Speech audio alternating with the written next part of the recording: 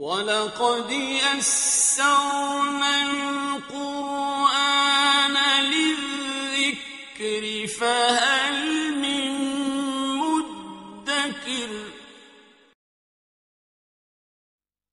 اعوذ باللہ من الشیطان الرجیم بسم اللہ الرحمن الرحیم کے ساتھ وَمَا عَلَى الَّذِينَ يَتَّقُونَ مِنْ حِسَابِهِم مِّن شَيْءٍ، اور یقیناً جو لوگ اللہ کی تقوی کی روش اختیار کرتے ہیں ان پر ان کے حساب کی کوئی ذمہ داری نہیں ہے، وَلَٰكِنْ ذِكْرَىٰ لَعَلَّهُمْ يَتَّقُونَ، لیکن یہ یاد دہانی ہے تاکہ وہ تقوی اختیار کریں۔ وَذَرِ الَّذِينَ اتَّخَذُوا دِينَهُمْ لَعِبًا وَلَهْوًا، اور چھوڑو ان کو، دفع کرو، نظر انداز کرو، ان سے آپ نظر پھیر لو کہ جنہوں نے اپنے دین کو کھیل اور کود بنا لیا ہے، کھیل، ہنسی مذاق، ٹھٹا۔ بہت سے لوگ اب بھی مل جائیں گے آپ کو دین کے معاملے میں کبھی سنجیدہ ہوتے ہی نہیں، دین کی بات اگر شروع ہوگی تو وہ اسے استہزاء میں، تمسخر میں، ٹٹ بٹس میں، اینیکڈوٹس میں، یہ واقعات یوں ہو گیا تھا، یہ ایسا تھا، اس میں اس کو جو ہے وہ بالکل ختم کر دیں گے۔ وَذَرِ الَّذِينَ اتَّخَذُوا دِينَهُمْ لَعِبًا وَلَهْوًا وَغَرَّتْهُمُ الْحَيَاةُ الدُّنْيَا، اور ان کو تو اصل میں دھوکے میں مبتلا کر دیا ہے دنیا کی زندگی نے، ساری توجہات ادھر ہیں، بھاگ دوڑ اس کے لیے ہے، زیادہ سے زیادہ کمانا ہے، مال جمع کرنا ہے، حلال سے ہو حرام سے ہو، ساز و سامان کی فکر پڑی ہوئی ہے۔ وَذَكِّرْ بِهِ، اب پھر بہی کو نوٹ کیجئے، تذکیر کیجئے، اس کے قرآن کے ذریعے سے تذکیر کیجئے، جیسے کہ سورہ قاف کی آخری آیت ہے فَذَكِّرْ بِالْقُرْآنِ مَنْ يَخَافُ وَعِيدٍ، قرآن کے ذریعے سے تذکیر کیجئے اس شخص کو کہ جس کے اندر کچھ خوف ہے اللہ کے وعدے کا اور اللہ کی وعید کا۔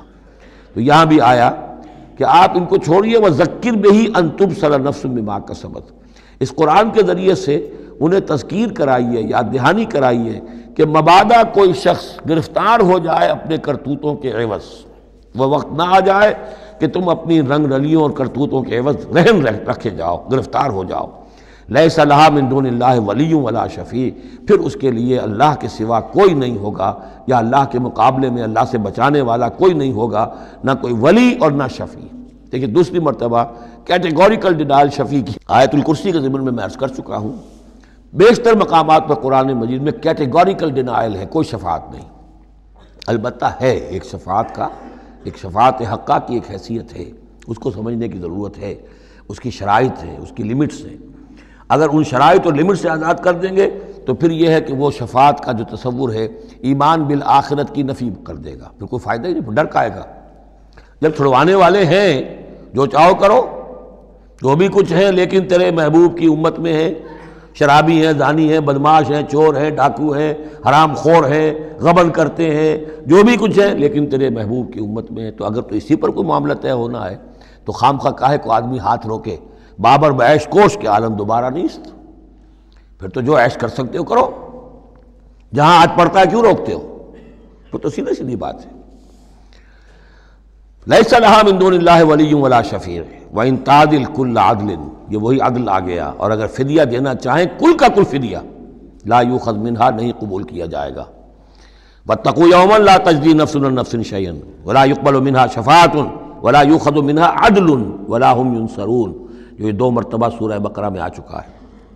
اولئک الذین ابسلوا بما کسبوا، یہ لوگ تو اب گرفتار ہو چکے ہیں اپنی کرتوتوں کے عوض، اب یہ رہن ہے۔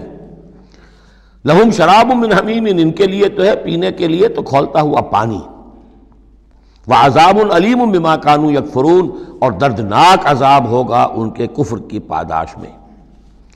قل اندعو من دون اللہ ما لا ینفعنا ولا یضرنا، اے نبی ان سے کہیے کیا ہم پکاریں اللہ کو چھوڑ کر ان چیزوں کو جو نہ ہمیں نفع پہنچا سکتی ہے نہ نقصان؟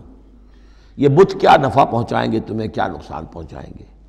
خود اپنی حفاظت کر نہیں سکتے، اپنی مکھیاں اڑا نہیں سکتے، ان کو پکارتے ہو، ان کے سامنے سجدے کرتے ہو، ان کو متھے ٹیکتے ہو۔ اندعو من دون اللہ ما لا ینفعنا ولا یضرنا، خیر بت کی بات تو ہو گئی بہت ہی واضح، باقی بھی اس کائنات کے اندر کوئی کسی کے لیے نہ خیر کے پر قدرت رکھتا ہے نہ شر پر، الا باللہ، لا حول ولا قوت الا باللہ۔ یہ یقین ہو جائے تب توحید مکمل ہوگی، پھر کس کے سامنے آدمی سر جھکائے خام خواہ، کس کے آگے اپنی عزت نفس پیش کرے، اس کا دھیلا کرے؟ کسی کے ہاتھ میں اختیار ہے ہی نہیں، لا حول ولا قوت الا باللہ۔ حدیث میں آیا ہے حضرت عبداللہ ابن عباس کو مخاطب کر کے کہا ہے کہ اے نوجوان، اس بات کو اچھی طرح جان لے، اگر تمام دنیا کے انسان مل کر چاہیں، اولکم و آخرکم و انسکم و جنکم، کہ تمہیں کوئی فائدہ پہنچا دیں، نہیں پہنچا سکتے جب تک کہ اللہ نہ چاہے، اور تمام انسان چاہے تمہیں کوئی نقصان پہنچا دیں، نہیں پہنچا سکتے جب تک اللہ نہ چاہے۔ تو پھر یک درگیر و محکم گیر پکارو اللہ کو، کسی اور کو پکارنے کا، کسی اور سے سوال کرنے کا، کسی اور سے ڈرنے کا، کسی اور سے التجائیں کرنے کا، کسی اور کا استغاثہ کرنے کا، دہائی دینے کا کیا فائدہ؟ قُلْ أَنَدْعُو مِن دُونِ اللَّهِ مَا لَا يَنفَعُنَا وَلَا يَضُرُّنَا وَنُرَدُّ عَلَىٰ أَعْقَابِنَا، اور ہم جو ہے اپنی ایڑیوں کے بل لوٹا دیے جائیں بعد اذ ہدانا اللہ، جبکہ ہمیں تو اللہ نے ہدایت دے دی ہے۔ كَالَّذِي اسْتَهْوَتْهُ الشَّيَاطِينُ فِي الْأَرْضِ حَيْرَانٍ، کیا اس طرح کے آدمی ہم بن جائیں کہ جن کو شیاطین نے، جنوں نے کسی جنگل میں بیابان میں اس کی مت مار دی ہو، راستہ بھلا دیا ہو، اب اسے کچھ نظر نہیں آ رہا۔ لَهُ أَصْحَابٌ يَدْعُونَهُ إِلَى الْهُدَى ائْتِنَا، ہیں اس کے ساتھی جو اس کو پکار رہے ہیں کہ آؤ ہماری طرف، ہدایت کی طرف آؤ، ہمارے پاس آؤ۔ قُلْ إِنَّ هُدَى اللَّهِ هُوَ الْهُدَى، یہ نقشہ کھینچ دیا گیا ہے جماعتی زندگی کی کتنی برکت ہے۔ آپ اکیلے ہوں، کہیں بھٹک گئے ہوں، تو پھر یہ کہ آپ کے لیے سیدھے راستے پر آنا بہت مشکل ہو جائے گا۔ جماعتی زندگی ہے، ساتھی ہیں، جس کو کہا ہے سورہ توبہ میں کونوا مع الصادقین، معیت اختیار کرو، رہو ساتھ سچوں کے۔ کسی وقت ہوتا ہے انسان کو کوئی ایسی آزمائش پیش آ گئی ہے، اس کا دماغ چکرا گیا ہے، گھوم گیا ہے، نہیں سمجھ میں آ رہا، راستہ نہیں نکل رہا، مشکل بڑی آ گئی ہے، ایک طرف حرام ہے لیکن یہ ہے کہ دباؤ کو بہت پڑ رہا ہے، گھر والوں کا پڑ رہا ہے، بچوں کا پڑ رہا ہے، بیوی کا پڑ رہا ہے، راستہ غلط ہے۔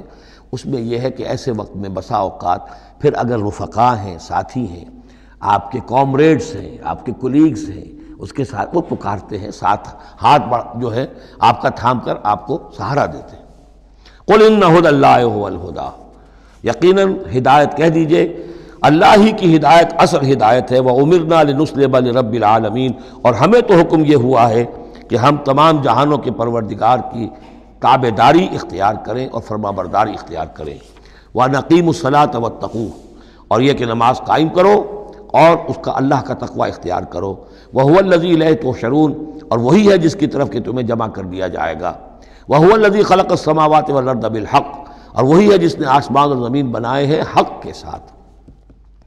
یہاں حق کے کیا معنی ہے؟ ود اے پرپس، یہ بیکار نہیں ہے۔ ربنا ما خلقت ھذا باطلا، اے رب ہمارے تو نے یہ سب باطل نہیں بنایا، بیکار نہیں بنایا، بے مقصد نہیں بنایا۔ سورہ آل عمران کی آخری رکوع کی جو وہ دعا ہے، بلکہ باطل کے مقابلے میں کیا؟ حق۔ وَهُوَ الَّذِي خَلَقَ السَّمَاوَاتِ وَالْأَرْضَ بِالْحَقِّ وَيَوْمَ يَقُولُ كُن فَيَكُونُ، اور جس دن وہ کہے گا ہو جا، وہ ہو جائے گا۔ کیا ہو جائے گا؟ جب وہ چاہے گا اس کائنات کو لپیٹ بھی دے گا، اسی نے بنایا ہے حق کے ساتھ، اور اسی کے حکم سے یہ لپٹ جائے گی۔